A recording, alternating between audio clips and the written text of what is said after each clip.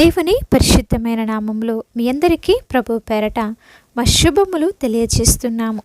ఈరోజు దేవుని వాగ్దానము, నా శాంతిని మీకు అనుగ్రహించుచున్నాను. యోహాను సువార్త 14వ అధ్యాయము 27వ వచనము. ప్రియ సహోదరి సహోదరులారా, ప్రభునటువంటి యేసుక్రీస్తు వారు ఈ మాటలు చెప్పేటప్పుడు ఆయన శిలువ మరణానికి చాలా దగ్గరగా ఉన్నాడండి. తాను వెళ్ళిపోయిన తర్వాత శిష్యులు ఒంటరి వారైపోతారని, లోకము వారిని ఎంతగానో హింసిస్తుందని ఆయనకి బాగా తెలుసు. అందుకే ఆయన వారికి తన యొక్క శాంతిని ఆస్తిగా ఇచ్చి వెళ్తున్నానని ప్రకటిస్తున్నాడండి. ఎలాంటి పరిస్థితుల్లో అయినా సరే మనస్సును ప్రశాంతంగా ఉంచేది దేవుని యొక్క వాక్యమే. మరి ఈ లోకం ఇచ్చే శాంతి అది తాత్కాలికమైనది కదా. డబ్బు, ఉద్యోగము, ఆరోగ్యం బాగున్నంత వరకే లోకంలో శాంతి ఉంటుంది. సమస్యలు, వేదనలు, కష్టాలు, నష్టాలు రాగానే ఆ యొక్క శాంతి మాయమైపోతుందండి. కానీ మనం ఆరాధిస్తున్న దేవాతి దేవుడు ఇచ్చే శాంతి ఎలాంటిదో తెలుసా? శాశ్వతమైనది. చుట్టూ తుఫాను లాంటి కష్టాలు ఉన్నా సరే మన హృదయంలో దేవుని యొక్క వాక్యం మనకి ప్రశాంతతనిస్తుంది. ఎందుకంటే ఆయన ఇచ్చే శాంతి పరిస్థితుల మీద ఆధారపడదండి, దేవాతి దేవుని యొక్క తోడు మీద ఆధారపడి ఉంటుంది. కనుక భవిష్యత్తును గురించి ఆందోళన చెందవద్దని ఇక్కడ ఆయన చాలా స్పష్టంగా సూటిగా మాట్లాడుతున్నాడు. దేవుని యొక్క శాంతి మన హృదయంలో ఉంటే ఎలాంటి క్లిష్ట పరిస్థితినైనా సరే ధైర్యముగా ఎదుర్కొనే శక్తిని మనము పొందుకుంటాము. మీ జీవితంలో ప్రస్తుతం ఏదైనా సమస్య మిమ్మల్ని వేధిస్తున్నా, బాధిస్తున్నా ఒక్కసారి ఈ వచ్చిన భాగాన్ని గుర్తు చేసుకోండి. లోకంలో ఉన్నటువంటి ప్రతి విధమైన భయాలన్నిటిని కూడా పక్కన పెట్టేసి ఆయన ఇచ్చే ఆదరణను, శాంతిని ప్రార్థన ద్వారా ఈనాడు మనమందరము కూడా పొందుకుందామండి. మరి ఒక పెద్ద తుఫాను వచ్చినప్పుడు సముద్రం మొత్తం అలజడిగా ఉంటుంది. కానీ ఆ సముద్రము లోపల చాలా లోతునకు గనక వెళితే నీరు ఎంతో ప్రశాంతంగా, నిశ్శబ్దంగా ఉంటుంది కదండి. లోకంలో మన చుట్టూ అప్పులు, బాధలు, అనారోగ్యము లేదా కుటుంబ సమస్యలు, ఎన్నో ఇబ్బందులు, ఎన్నో తుఫాను లాంటి పరిస్థితులు నీకు రావచ్చు. కానీ ఆయన ఇచ్చే శాంతి మన యొక్క హృదయం లోపల ఉంటే మన చుట్టూ ఎన్ని గొడవలు ఉన్నా సరే, ఎన్ని భయాలున్నా, ఎన్ని అడ్డుబండలున్నా మన హృదయము ప్రశాంతంగానే ఉంటుంది, నెమ్మదిగానే ఉంటుంది. మరి ఒక వ్యక్తి దగ్గర చాలా డబ్బు ఉందనుకుందాం, అందువల్ల అతడు ఎంతో ప్రశాంతంగా ఉన్నాడు. దీనిని లోకమిచ్చే శాంతి అంటారు. ఒకవేళ ఆ డబ్బు గనక పోయిందనుకోండి, అతనికి ఉన్నటువంటి ఆ శాంతి కూడా పోతుంది. కానీ ఒక చిన్న పిల్లవాడికి బ్యాంక్ అకౌంట్ కానీ, డబ్బు మీద ఆశ కానీ ఏమీ ఉండదు. అయినా సరే ఆ పిల్లవాడికి ధైర్యం ఏంటో తెలుసా? తన తండ్రి తనతోనే ఉన్నాడని ధైర్యంగా ఉంటాడు. ఎంతో సంతోషంతో నిద్రపోతాడు, సంతోషంతో సమాధానం కలిగి ఉంటాడు కదా. అలాగే దేవాతి దేవుడిచ్చే శాంతి కూడా మన ఆస్తులపై, లేకపోతే ఉద్యోగం మీద, నీకున్న అందచందాల మీద ఆధారపడదండి.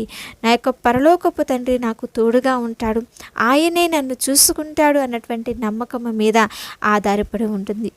ఫర్ ఎగ్జాంపుల్, చాలా కష్టమైన పరీక్ష లేదా ఇంటర్వ్యూ ఉన్నది అనుకుందాం. సాధారణంగా అందరూ కూడా ఏం చేస్తూ ఉంటారంటే ముందు రోజు కంగారు పడిపోతారు కదా. నేను రేపు ఎలా ప్రజెంటేషన్ ఇస్తాను, ఈ ఉద్యోగం నాకు వస్తుందా రాదా, లేకపోతే ఈ పరీక్షలో నేను రాయగలుగుతానా, పాస్ అవుతానా, మంచి పర్సంటేజ్ని సంపాదించుకుంటానా అని చెప్పి భయపడుతూ, కంగారు పడుతూ ఆ ముందు రోజు రాత్రి నిద్ర లేకుండా గడుపుతారు.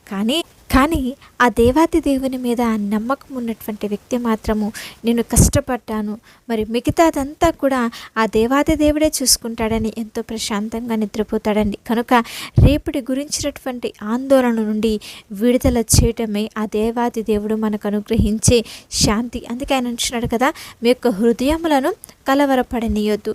ఆయన తన శాంతిని మనకి ఇచ్చిచుండగా మనం ఎదురవుతున్న ప్రతి ఒక్క తుఫాను లాంటి పరిస్థితులన్నింటిలో నుండి కూడా ఆయనే నేను మిమ్మల్ని విడిపిస్తానని చెప్పి మాట ఇస్తుండగా భయపడకుండా, దిగులు చెందకుండా గతించినటువంటి రోజుల బాధలను, చింతలన్నింటినీ కూడా వదిలివేస్తూ మరి రాబోయే భవిష్యత్తు గురించి, రేపటి దినమున ఏం జరగబోతుందో, నా బిడ్డల భవిష్యత్తు ఎలా ఉంటుందో అన్నటువంటి విషయాల గురించి ఆలోచించకుండా, భయపడకుండా, దిగులు పడకుండా ఈనాడు దేవాతి దేవుడు మనకు అనుగ్రహించినటువంటి ఈ యొక్క అమూల్యమైనటువంటి వాగ్దానంను బట్టి, అమూల్యమైనటువంటి బహుమతిని బట్టి మనం ఈ రోజుని ఎంతో ఆనందంతో, కృతజ్ఞతాభావంతో అందరం కూడా కలిసి ప్రారంభిద్దామండి.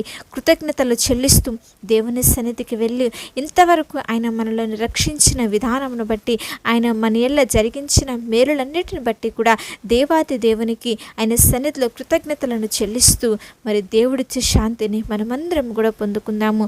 మరి ఈనాడు మీ మనసుకు అలాగే మీ కుటుంబానికి దేవుని యొక్క దీవెనలు మెండుగా కలగాలని, మరి ఈ యొక్క ఆదివారం అందరూ కూడా ప్రశాంతంగా సంతోషముగా దేవుని సన్నిధిలో గడుపుతూ దేవుడిచ్చే ఆశీర్వాదాలు దీవెనలను మీ అందరూ కూడా పొందుకునేవారుగా ఉండాలని ప్రభు పేరట మీ అందరికీ తెలియజేస్తున్నాను. చిన్న ప్రార్థన చేసుకుందాం. మహాపరిశుద్ధుడా, దయగలిగిన మా తండ్రి, ప్రేమ పూర్ణుడా, పరలోకమందున్న మా గొప్ప దేవ, ఘనమైన శ్రేష్టమైన కృపగలిగిన మీ నామమునకై స్తోత్రములు చెల్లిస్తున్నామయ్యా. తండ్రి, మీ హృదయములను కలవరపడనీయవద్దు, నా శాంతిని నేను మీకు అనుగ్రహించుచున్నాను అని చెప్పి మాతో మాట్లాడి మమ్మల్ని బలపరిచిన విధానమునకై మీకు స్తోత్రం. అవును ప్రభువా, ఈ లోకం ఇచ్చే శాంతి తాత్కాలికమైనది, కానీ సమస్త జ్ఞానమునకు మించినటువంటి జ్ఞానము, మీరిచ్చే శాంతి ఎంతో గొప్పది దేవా. అటువంటి శాంతితో మా యొక్క హృదయంలోను నింపండి. ప్రతి విధమైన కలవరాలన్నిటి నుంచి కూడా తొలగించమని ప్రార్థించుచున్నామయ్యా. బిడ్డలు ఎదుర్కొంటున్న సమస్యలు, భయాలు, భవిష్యత్తు గురించినటువంటి ప్రతి విధమైన ఆందోళన అన్నిటి నుండి కూడా విడుదల దయచేయమని ప్రార్థిస్తున్నాం. మా యొక్క పనుల భారం అంతా కూడా మీపై ఉంచుతున్నాము తండ్రి. మీరే మా యొక్క పడవకు, మా యొక్క నావకు చుక్కానిగా ఉండి మమ్మల్ని అందరినీ కూడా విజయ తీరాలకు మమ్మల్ని నడిపించమని ప్రార్థించుచున్నాం. మీ కృపతో బలపరచండి. ఎంతమంది బిడ్డలైతే ఈ యొక్క వాక్యంను వింటున్నారో, నెమ్మది లేక, సమాధానం లేక, శాంతి లేక వేదనపడుచున్నారో, వారందరి జీవితాలలో శాంతిని, సమాధానంను, కృప నెమ్మదిని కలుగజేసి మీ ఆత్మతో నడిపించి బలమైన కార్యంలో జరిగించమని యేసు శక్తి కలిగిన నామంలో అడిగి వేడుకొని పొందుకుంటున్నాము తండ్రి. ఆమేన్. అలాగే మీ యొక్క ప్రార్థన అవసరతలు మాకు తెలియచేసిన ఎడల మేమందరం కూడా మీ గురించి ప్రార్థిస్తాము. దేవుని ఉన్నతమైన కృప మీకు, మీ కుటుంబాలకు తోడై ఉండి నడిపించి